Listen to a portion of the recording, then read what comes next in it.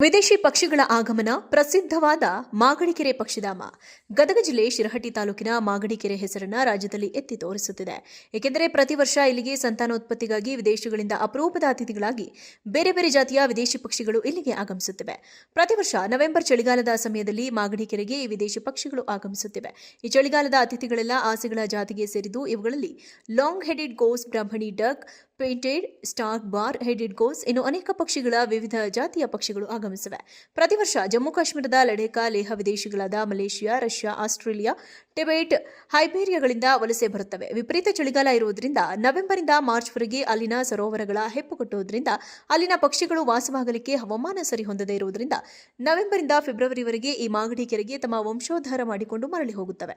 ಈ ಅಪರೂಪದ ವಿದೇಶಿ ಪಕ್ಷಿಗಳು ನವೆಂಬರ್ ತಿಂಗಳಲ್ಲಿ ಬಂದು ಇಳಿದು ಫೆಬ್ರವರಿ ತಿಂಗಳಲ್ಲಿ ಮರಳಿ ಹೋಗುತ್ತವೆ.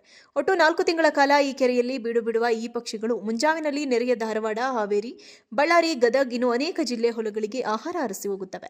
ಇವುಗಳನ್ನು ನೋಡಲು ಪ್ರವಾಸಿಗರು ಹೆಚ್ಚಿನ ಸಂಖ್ಯೆಯಲ್ಲಿ ಆಗಮಿಸಿ ಖುಷಿ ವ್ಯಕ್ತಪಡಿಸುತ್ತಾರೆ. ಇದು ಒಂದು ವಿದೇಶಿ ಪಕ್ಷಿಧಾಮವೆಂದು ಕರೆಯುತ್ತಾರೆ. ಕ್ಯಾಮರಾಮನ್ ರಾಜು ಸುರಣಿಗಿ ಜೊತೆ ವೀರೇಶ್ ಗುಗರಿ.